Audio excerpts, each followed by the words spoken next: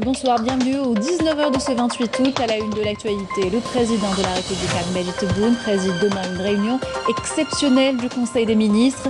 Il sera question notamment de l'examen et l'adoption du plan d'action du gouvernement.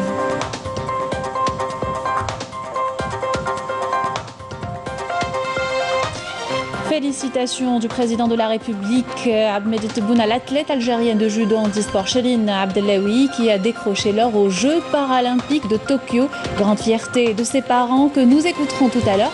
Puis le point également sur le palmarès qui s'élève désormais à 5 médailles au 4e jour des compétitions. Le Premier ministre, ministre des Finances, Ayman Ben Abdelrahman, a présidé aujourd'hui une réunion du gouvernement consacrée à l'étude de plusieurs dossiers, notamment la communication, la recherche scientifique, l'agriculture et la numérisation. Retour dans ce journal sur la visite du ministre des Affaires étrangères au Mali en qualité d'envoyé spécial du président de la République. Ramtan Lamamra a présidé une réunion du groupe de médiation internationale sur les réalisations du processus de paix et s'est entretenu avec de hauts responsables maliens. L'Agence nationale du sang lance un appel aux dons qui a baissé de 13%. Nous irons dans des centres de transfusion à Al-Bayad et Ouadsouf où les habitants se mobilisent pour redonner espoir aux malades. Et puis excursion à la fin de ce journal dans les gorges de la Chifa avec son attraction, le ruisseau des singes. Le site attire beaucoup de monde, fraîcheur et détente au rendez-vous. Bienvenue à tous. Je vous le disais en titre, le président de la République, Ahmed Tebboune, chef suprême des forces armées, ministre de la Défense nationale, préside demain une réunion exceptionnelle du Conseil des ministres. La réunion sera consacrée à l'examen et l'adoption du plan d'action du gouvernement avant sa présentation à la prochaine session du Parlement. À l'ordre du jour également, la poursuite de la présentation et l'examen du projet de loi sur l'audiovisuel. Et le président de la République a félicité l'athlète algérienne de judo handisport Chérine Abdellaoui qui a brillé hier en décrochant l'or aux Jeux paralympiques de Tokyo. Dans son message publié sur son compte Twitter, le président a écrit « Merci Chérine Abdellaoui pour avoir décroché la première médaille d'or pour l'Algérie à Tokyo. Je vous présente mes chaleureuses félicitations en mon nom et au nom du peuple algérien, souhaitant que vous soyez un exemple pour vos camarades. » Et c'est avec beaucoup de fierté que les parents et proches de la nouvelle championne paralympique se sont exprimés face à nos caméras. Chérine Abdellaoui est une battante selon ses témoignages. Commentaire de Linda Teboul.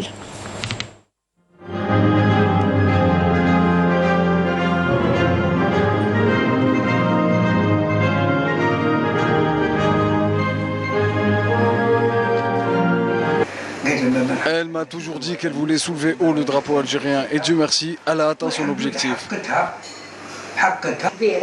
Je suis très contente, elle a honoré son pays. Alhamdulillah, nous sommes très satisfaits. Son rêve était de soulever le drapeau algérien à Tokyo. Alhamdulillah, elle l'a fait. Promesse tenue, Abdellaoui Chérine a brillé de mille feux aux Jeux paralympiques de Tokyo et a su rendre fière sa famille. Notre championne a décroché le titre olympique haut la main en offrant la première médaille d'or à l'Algérie ce vendredi. Les félicitations du président de la République n'ont pas laissé indifférent le père de l'athlète. Je ne m'attendais pas que le président encourage ma fille et la félicite. Je suis très ému par ce geste. Médaillée de bronze des derniers Jeux à Rio en 2016, l'Algérienne a réussi à dominer ses adversaires en bouclant à chaque fois ses combats par hippon. En finale, Chérine a remporté le combat avant sa fin en s'imposant devant la Canadienne Priscilla Gagne, vice-championne du monde. Une belle performance qui lui a permis de graver son nom dans l'histoire du sport algérien. Bravo donc à Chérine Abdellaoui et tous nos médaillés aux Jeux paralympiques de Tokyo. Pour rappel, le palmarès ne cesse de s'enrichir et a atteint aujourd'hui 5 médailles. Après l'or et les 2 bronzes décrochés hier, aujourd'hui Nassima Saifi a remporté la médaille d'argent au lancer de poids. Une autre médaille également en bronze est revenue à Walid Farhah au lancer de club F32. Dans l'actualité également, ce communiqué du Premier ministère qui nous est parvenu il y a quelques instants. Le Premier ministre, ministre des Finances, Ayman Ben Abdelrahman, a présidé aujourd'hui une réunion du gouvernement après avoir examiné le projet du plan d'action du gouvernement en prévision de sa présentation lors du prochain Conseil des ministres. Le gouvernement a entendu un exposé présenté par le ministre de la Communication relatif à l'avant-projet de loi organique, relatif à l'information et à l'avant-projet de loi sur l'audiovisuel. Le gouvernement a entendu par la suite un exposé présenté par le ministre de l'Enseignement supérieur et de la Recherche scientifique sur l'avant-projet de loi fixant les missions, la composition et l'organisation du Conseil national de la recherche scientifique et des technologies.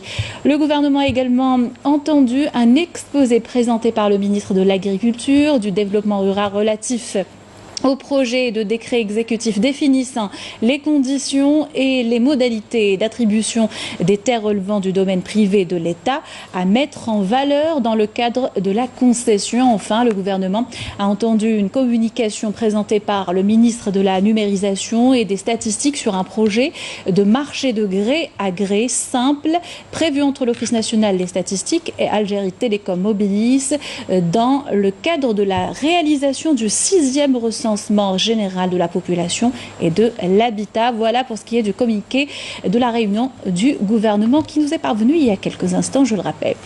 Retour à présent sur la visite du ministre des Affaires étrangères au Mali en qualité d'envoyé spécial du président de la République. Ramtan Lamamra a présidé une réunion du groupe de médiation internationale sur les réalisations du processus de paix et de réconciliation issu de l'accord d'Alger. Il s'est également entretenu avec de hauts responsables maliens. Amel Bouarba revient sur cette visite.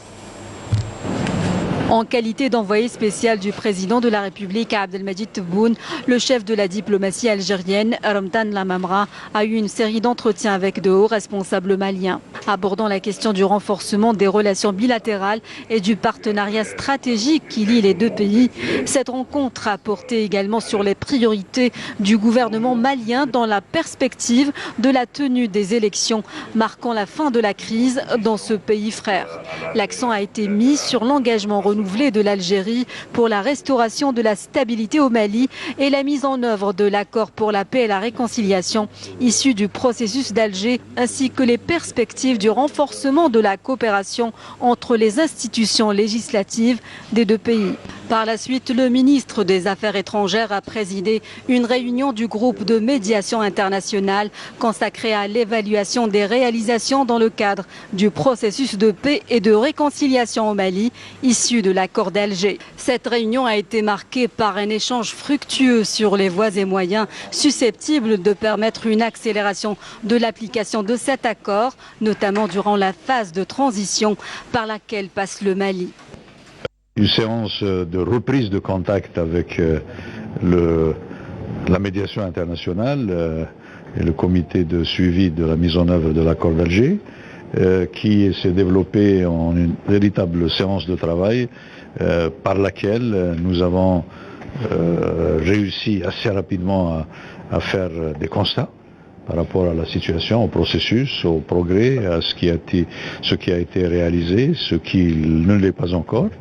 Mais plus important encore, nous avons fait des projections pour l'avenir immédiat quant à ce qu'il convient d'entreprendre en vue d'accélérer la cadence de la mise en œuvre de l'accord d'Alger et également de s'assurer à tout moment que la médiation internationale, l'équipe de médiation internationale est soudée autour de nos principes de base qui ont fait le succès de notre action lorsque nous sommes parvenus à la signature de l'accord. Et c'est extrêmement important, cet esprit d'équipe. L'accord, comme l'a dit ici justement le ministre, reste le cadre de référence pour la recherche de la paix au Mali, ce qui en soi est une excellente chose, mais évidemment les populations attendent plus, elles attendent des avancées tangibles qui auront un impact sur leur quotidien. Le Mali a besoin de retrouver pleinement son unité, de retrouver la sécurité et la stabilité auquel aspire sa population. Et il est évident que dans ce contexte, tout le monde est conscient de la nécessité d'accélérer la cadence. Ça m'a permis surtout une espèce de mise à niveau pour savoir quels sont les enjeux à travers les constats qui ont été faits, les défis qui se posent et surtout la nécessité de travailler ensemble, la main dans la main, pour que nous puissions arriver à une mise en application de l'accord de manière équilibrée, de manière accélérée, au bénéfice du peuple malien et au bénéfice de la région du Sahel. Le mouvement signataire de l'accord a salué le rôle clé de l'Algérie et les efforts de la diplomatie algérienne pour la stabilité et la sécurité dans la région.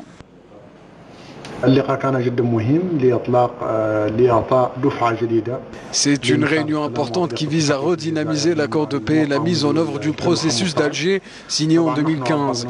Nous avons tenu à saluer le retour de Ramtan Lamamra à la tête du ministère des Affaires étrangères et en tant que président de la médiation internationale en vue de coordonner les efforts pour l'application de l'accord de paix.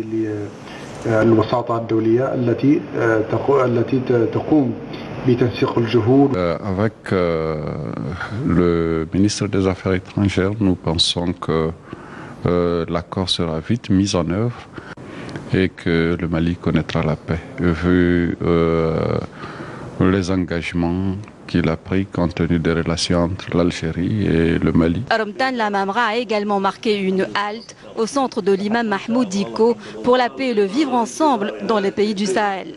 Notre grand frère, l'imam Mahmoud Dicko, est une référence sur la vie des pays du Sahel. C'est un grand ami de l'Algérie. C'est un ami qui s'investit dans les causes de la paix, de la fraternité, de la convivialité, de l'harmonie, de la tolérance. Et nous souhaitons toujours, en plus de prendre ces bénédictions pour notre action, pour notre pays, pour le Mali frère, nous souhaitons toujours être guidés par ses analyses et ses conseils. Et comme vous voyez, il a donc initié la création de ce centre d'études et d'analyse prospective aussi sur le Sahel. L'Algérie est un pays sahélien.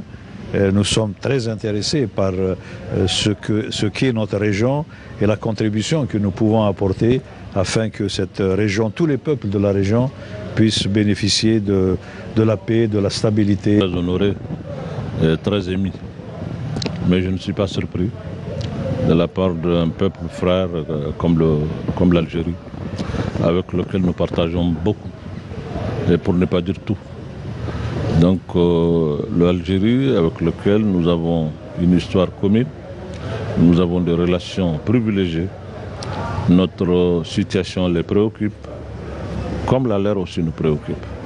Donc nous avons échangé sur tout cela et surtout aussi le fait de nous transmettre les salutations fraternelles de son Excellence le président Abdelmajid Tebboune et le peuple frère algérien.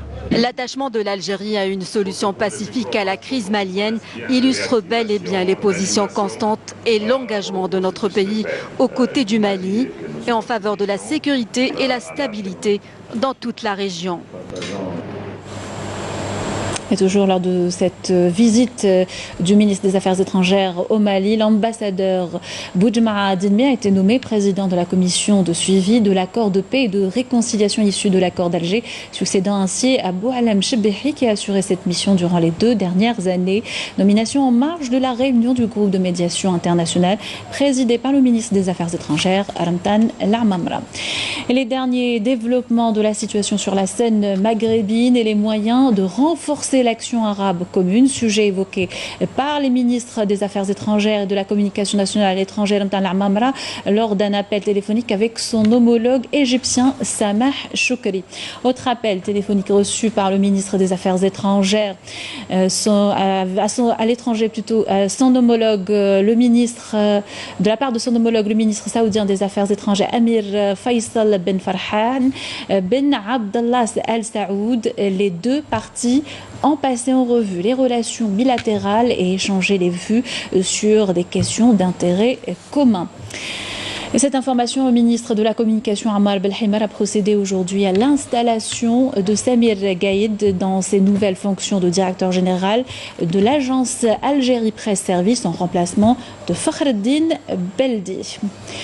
Dans l'actualité, ce samedi, incendie de forêt, l'heure est au bilan. Des dégâts engendrés dans plusieurs wilayas du pays. Le comité de recensement donnera ses résultats la semaine prochaine. Pour les indemnisations en nature, le reboisement du couvert forestier, lui, débutera bientôt, mais le nettoyage est déjà en cours. Illustration à Tizi Ouzou avec Mariam Damis. En prévision de la saison des pluies et des opérations de reboisement, le nettoyage des surfaces forestières endommagées par les derniers incendies a été lancé à partir de la commune de Zekri, dans la wilaya de Tizi Ouzou. Les agents de l'entreprise régionale de génie rural d'Urdura ont entamé cette opération par l'abattage des arbres brûlés.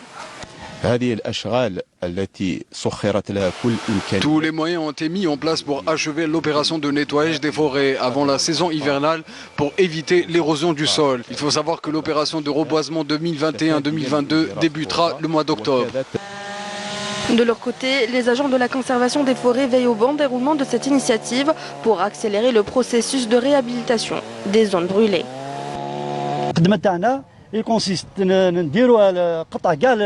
Notre travail consiste à couper les arbres calcinés. Avec le bois récupéré, on réalise des seuils afin d'éviter l'érosion du sol.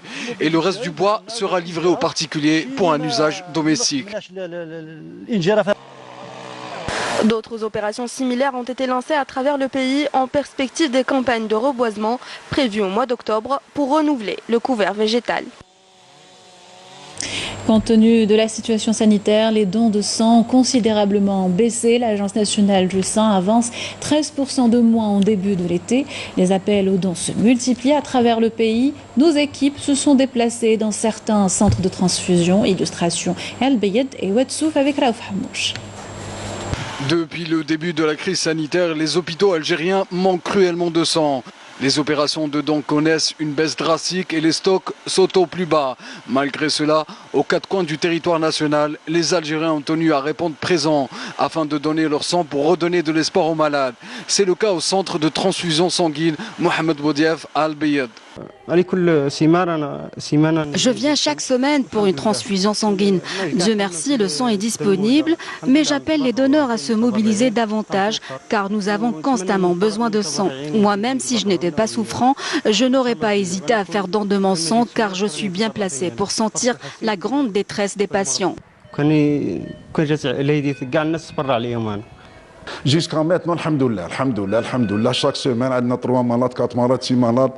C'est des malades qui c'est des malades à surveiller. Alhamdoulilah, ya Rabbi. نتسحقوا الدم كاين ترانسفيزيون كاين الميدسان كاين باراميديكال كاين الحمد لله ميم لي مالات تاعنا خوتنا هادو يعطيهم الصحة ونشكرهم ثاني على الصبر تاعهم فريمون نقول لك حاجة نشكرهم. Même ambiance de mobilisation à l'Oued où les habitants se sont rendus en masse dans les nombreux centres de proximité de la wilaya pour répondre aux besoins constants des malades. Toutes les précautions ont été prises afin d'assurer la sécurité de la transfusion sanguine. C'est une excellente initiative, notamment en cette période de pandémie, car les malades ont besoin de sang.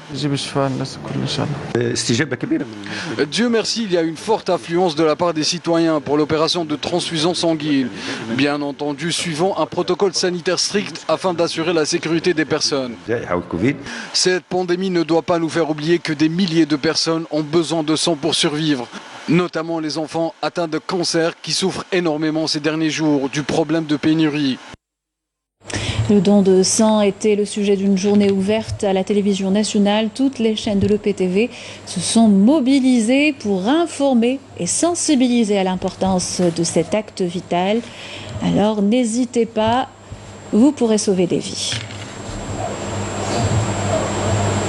Une caravane d'aide s'est ébranlée ce matin depuis la capitale en direction des hôpitaux d'Alger et de Blida. Le coup d'envoi a été donné au palais des expositions par les représentants des ministres de la Santé et du Commerce.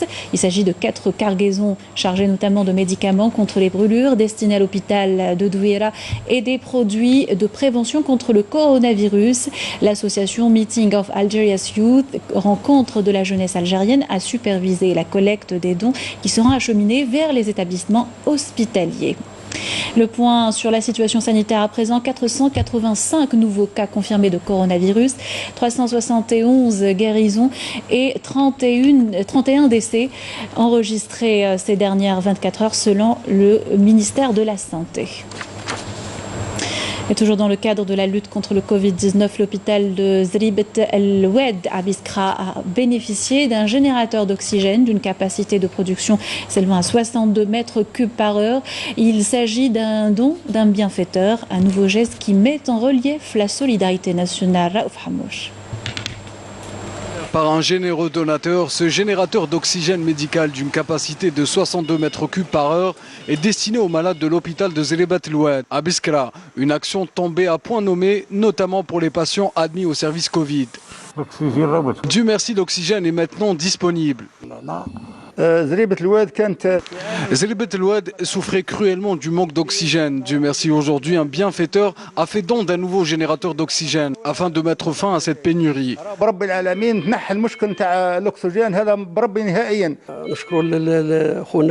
Nous voudrions remercier ce généreux donateur. C'est la preuve du formidable élan de solidarité dans notre pays. Et pour assurer une meilleure prise en charge médicale des patients infectés, l'hôpital s'est vu doté de 4 nouveaux lits au profit du service de réanimation. En plus de ces 4 nouveaux lits, nous avons acquis 2 concentrateurs d'oxygène afin de faire face efficacement à la pandémie.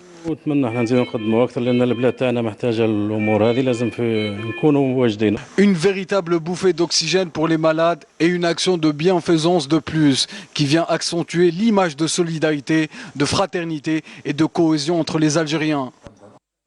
À l'étranger, le russe Alexander Ivanko, nommé nouveau représentant spécial du secrétaire général de l'ONU pour le Sahara occidental et chef de la MINURSO. Il succède ainsi au Canadien Colin Stewart. Ivanko cumule plus de 30 ans d'expérience dans les affaires internationales, le maintien de la paix et le journalisme, selon un communiqué des Nations Unies. Puis libération au Nigeria de 32 élèves kidnappés le 5 juillet par des hommes armés dans un collège lycée au nord-ouest du pays. Il s'agit du 2e groupe après celui libéré il y a une semaine selon la police locale. En Afghanistan, les États-Unis ont mené ce matin une frappe de drone contre une cible du groupe État islamique. Il s'agit d'une riposte à l'attentat contre l'aéroport de Kaboul qui a fait plus d'une centaine de morts, dont 13 soldats américains. Le pont aérien entre dans sa phase finale et l'opération de rapatriement se déroule sous tension extrême avec le risque de nouvelles attaques. L'Iran se réserve le droit à une réponse réciproque face à Washington, a déclaré ce samedi un haut responsable à Téhéran au lendemain de menaces lancées par le président américain Joe Biden. Ce dernier avait affirmé que les États-Unis s'engageaient à s'assurer que l'Iran ne développerait jamais une arme nucléaire. Retour dans le pays et poursuite de la compétition militaire internationale cynotechnique Amis Fidèles 2021. Aujourd'hui a eu lieu l'épreuve de tir à 100 mètres à l'école annexe à Ben Ramdan de l'académie militaire Ouali Boumediene à Cherchel, supervisée par son commandant Amal Bouarba. L'école annexe à Ben Ramdan de l'Académie militaire de Cherchel du défunt président Ouali Boumediene a abrité aujourd'hui l'épreuve de tir à 100 mètres dans le cadre de la compétition militaire internationale cynotechnique Amis Fidèles 2021. L'épreuve a été supervisée par le commandant de l'Académie militaire de Cherchel en présence du chef du service des sports militaires, département emploi et préparation de l'état-major de l'armée nationale populaire et chef des délégations étrangères ainsi que de cadres militaires. Cette étape a vu la participation de 3 équipes féminines, à savoir l'équipe nationale militaire, l'équipe de la Russie et l'équipe d'Ouzbékistan, aux côtés de 5 équipes masculines représentant l'équipe nationale militaire, l'équipe russe, l'équipe biélorusse, l'équipe ouzbèque et l'équipe vietnamienne qui vont concourir dans l'épreuve de tir avec pistolet mitrailleur Kalachnikov à une distance de 100 mètres dans diverses positions. Et on vous emmène à présent à l'un des lieux de loisirs qui ont rouvert cette semaine, les Gorges de la Chifa, avec son attraction, le Ruisseau des Singes. Le site attire beaucoup de monde, en plus de sa fraîcheur. Il est connu pour sa grande biodiversité. Reportage de Badia Marti. Vous êtes en quête de détente, de repos et de fraîcheur? Les Gorges de la Chifa est l'endroit idéal. Ce beau site vous ouvre grandement les bras. Ici, au Ruisseau des Singes, les enfants ne cachent pas leur émerveillement devant la richesse biologique du site. Il y a la verdure, les arbres, mais aussi différentes espèces d'animaux comme le paon, le fennec, le poney. Il y a même des chameaux. Mais également et surtout la star du site, le fameux singe Mago, qui règne en maître des lieux. شفنا القرادة شفنا الأرنوبات مليحة هذه بلاصة هايلة القرد والأرنب والفيل والقط والأشجار الطبيعة nature est très belle ici. Les familles viennent de partout pour profiter de leurs derniers jours de vacances. Après une longue période de confinement suite à la 3e vague de Covid, elles renouent avec la nature et le grand air. C'est la première fois que je viens ici. Sincèrement, c'est admirable. Surtout les montagnes et tout, c'est quelque chose qui est vraiment beau. Je suis satisfait bien. Je suis venu aussi à cette place ici. Elle est magnifique. Nous avons ramené les enfants pour se défouler. Nous profitons de cette dernière semaine. Après, c'est la reprise. J'ai eu mon bac cette année. Je suis très fatiguée. Je suis donc ici pour me reposer un peu. Ici, c'est beau et c'est calme. Lorsqu'on évoque le Ruisseau des Singes, la première image qui vous vient à l'esprit, les cascades d'eau qui décorent superbement cet endroit. Cette année, elles sont taries et pour cause, une pluviométrie peu clémente. Cela n'a pas empêché les enfants de s'y ruer pour se rafraîchir avec ce qu'il en reste. Certains habitués de ce lieu hautement touristique ont appelé les responsables locaux à mettre plus de moyens pour leur réhabilitation. Et j'aimerais bien que ça soit préservé surtout. J'aimerais bien que ça soit qu'il y aura un peu de rénovation, qu'il y aura un peu de protection par rapport à l'environnement. C'est magnifique, c'est propre, mais dommage, l'eau nous manque beaucoup. Le Ruisseau des Singes, un endroit prisé par les familles algériennes, une destination touristique à longueur d'année. On peut s'y rendre été comme hiver, repos et dépaysement assurés pour peu qu'une attention particulière lui soit accordée. Et on se quitte sur ces belles images. Merci de nous avoir suivis. Excellente soirée sur Canal Algérie.